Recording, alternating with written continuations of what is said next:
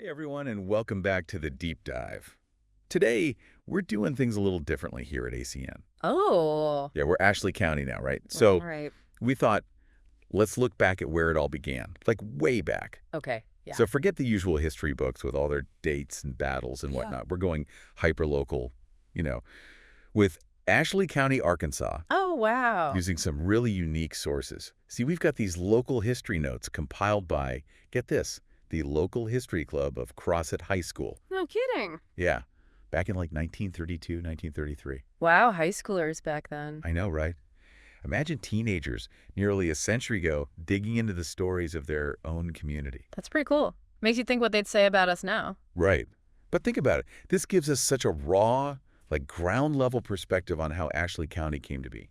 That's true. Like a time capsule almost. Exactly. And what's really cool is it's not just the official version of events, or like the big important figures. Yeah. These notes cover everything. We're talking ancient Indian mounds, the first churches, the schools, just everyday life stuff. Like a hidden photo album of the county. Exactly. Yeah. So if you've ever wondered about the true origins of Ashley County, well, this is it. This is the deep dive. This is it. A deep dive into the real deal. And honestly, you'd be surprised by some of the things we found. Can't wait. Okay, so first things first.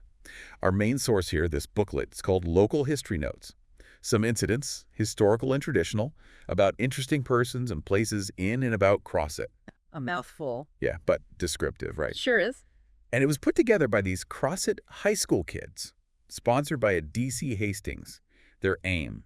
They wanted to capture and preserve the local history, the traditions, all those cool stories about Crossett and the surrounding area. Noble goal. And what really struck me is how much they relied on oral tradition. Oh, word of mouth. Exactly. These kids were probably sitting down with their grandparents, maybe even great-grandparents, listening to stories passed down for generations. Wow, living history. Right.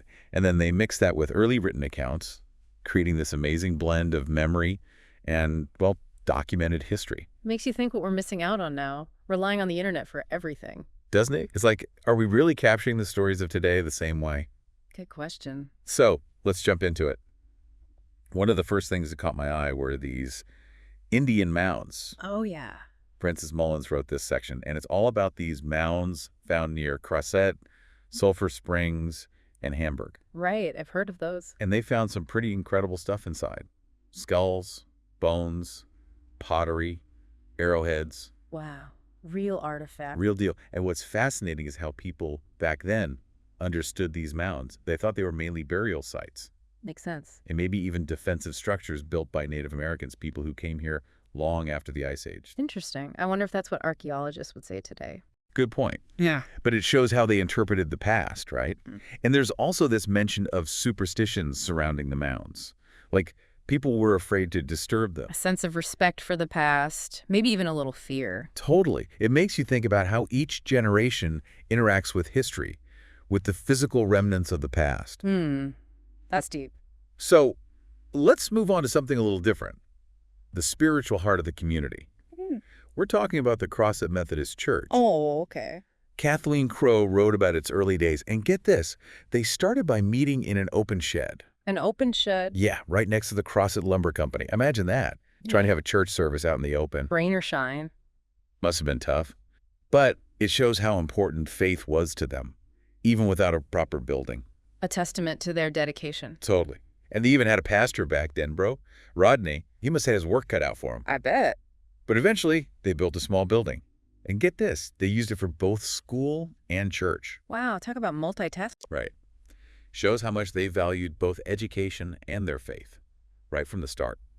Interesting. And as the community grew, so did the church. They built a larger building with separate rooms for different activities. Like a mini community center.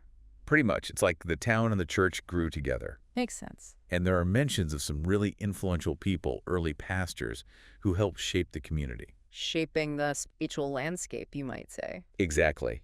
Their stories, even though brief, they're a big part of Ashley County's story. I'd love to learn more about them sometime. Me too. But for now, let's talk about another foundation. Education. Burry Rodney wrote about the Crossett White Schools, and it was so different back then. Oh, how so? Or before they even had school buildings, they had informal schooling. just kids learning in homes or wherever they could. A true thirst for knowledge. And we even know some of the teachers' names. Mr. Crossett himself taught, and then there were Mrs. Willie Mayhew, Florence Whiteside, and Mrs. Carnahan. It was much more personal experience back then. One-on-one learn. Exactly. Then, in 1907 and 1908, they finally built the first proper school building. Later, they added on to make room for grammar and high school students. A growing community, a growing school. But it was still very different.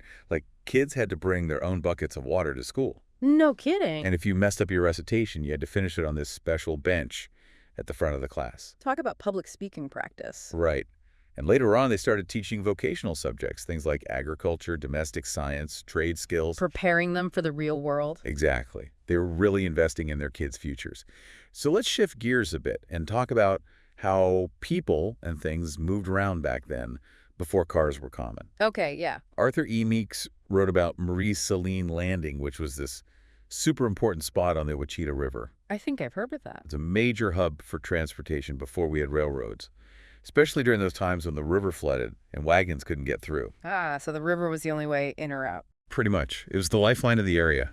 And there was even a store right there at the landing, run by a Mr. J.W. Erickson. Busy place? Oh, yeah. Imagine all the goods coming and going, all transported by oxen or mule teams. What a sight that must have been.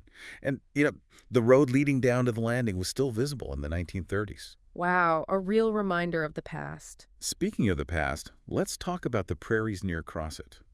Francis Burt wrote about them, and it's fascinating. Prairies in Arkansas, I didn't know we had those. We do. The Smith, Frost, and Lick prairies, all with short grass and those little mounds scattered around. Interesting. What did they use them for? Well, back then, they used them for grazing and hunting. It was a completely different way of life. Living off the land. Exactly. But then, in 1907, they built the railroad, and the tracks went right through the prairies. Progress changes things. It does. And even later, in 1924, they built a schoolhouse on Lick Prairie. So things were still developing in these open spaces. Showing how communities adapt and grow. Now, I love this part. The notes have some really amazing personal stories, like The A.G. Place by Marie Stevens. Oh, what's that about? It's about James Stevens, an early settler who got some land near the Saline River.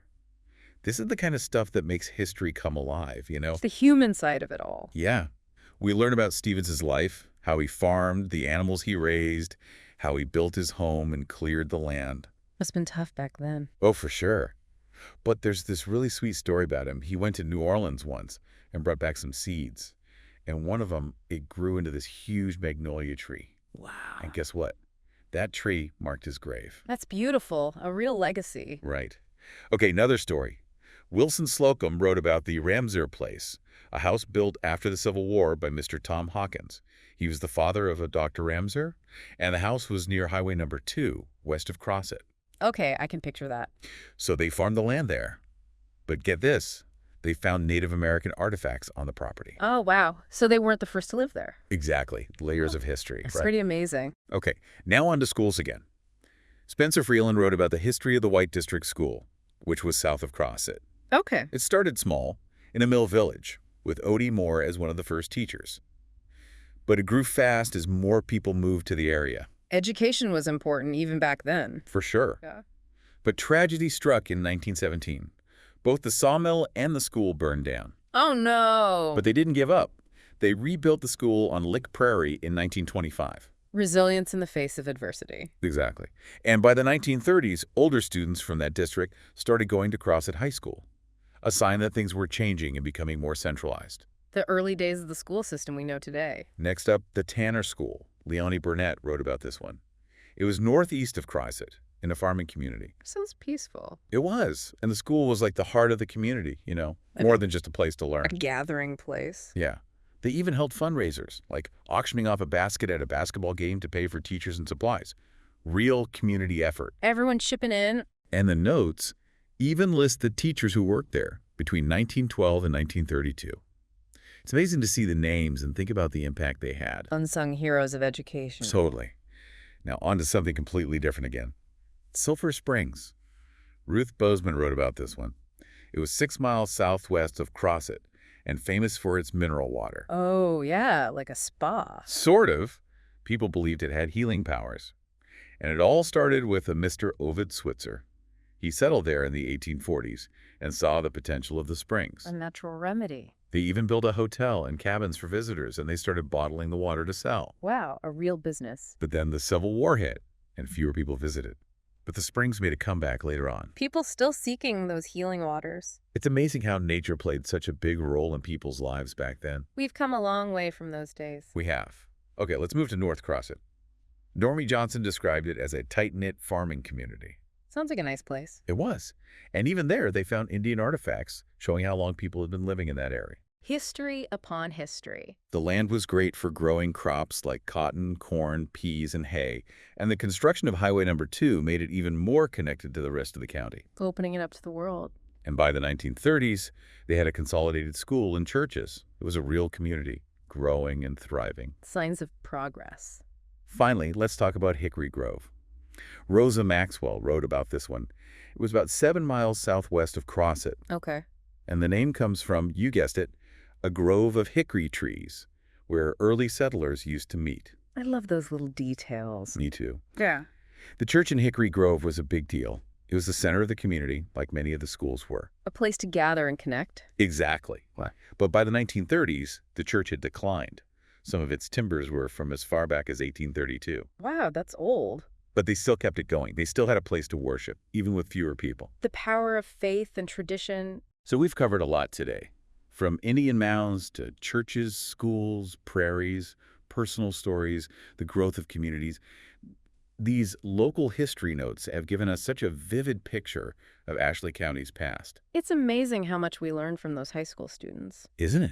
They captured the everyday details, the voices of the people who lived here. It's history from the ground up, a perspective we don't often get. And a reminder that history isn't just about big events and famous people. It's about all of us. Exactly. It makes you think about what stories we're telling today and how they'll be remembered in the future. A good question to ponder. It is. So what surprised you the most about what we learned today? And what other questions does this spark for you about Ashley County's past and how it shapes our present? I'm curious about those Indian mounds and what we could learn from them today. Me too. There's so much more to explore. Thanks for joining us for this deep dive into Ashley County's history right here on ACN. Until next time, keep digging into the past. You never know what you might find. And remember, history is all around us. That's right. See you next time.